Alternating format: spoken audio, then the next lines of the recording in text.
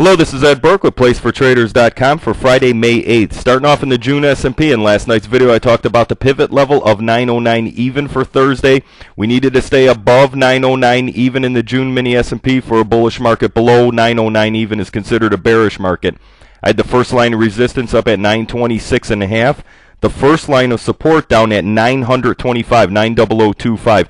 These are 15-minute bars. This is the opening bar of the regular trading session. You can see just prior to the regular trading session open, we were bumping up against this first line of resistance at 926.5. Actually, this high was 926.75. Just after the regular trading session open, that high of that bar was 926.5 exactly.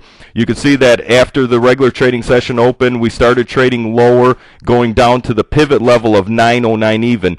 We broke through the pivot level, but then you can see we recovered. This pivot level served as a minor support along here until we had a weak treasury auction. Then the market broke through the pivot level and was decidedly bearish after that. You can see we went right down to the first line of support. The first line of support at 925. That low was 898. Then going into the close, the market recovered somewhat, going back towards the pivot level. We bounced off the first level of support. This high on the closing bar was 908 even. They settled the market at 907 even.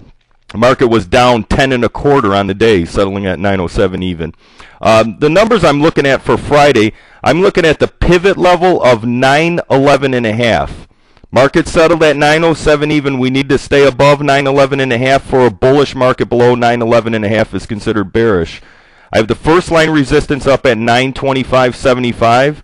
The second line of resistance up at 943.25. For support, I'm looking at the first level of support at 894. The second level of support down at 880. Numbers coming out before the regular trading session opened, important numbers. 8:30 a.m. Eastern Time, you have non-farm payrolls for the month of April. The expectation is for a loss of 590,000 jobs. The unemployment rate is expected to stay the same at 8.9%.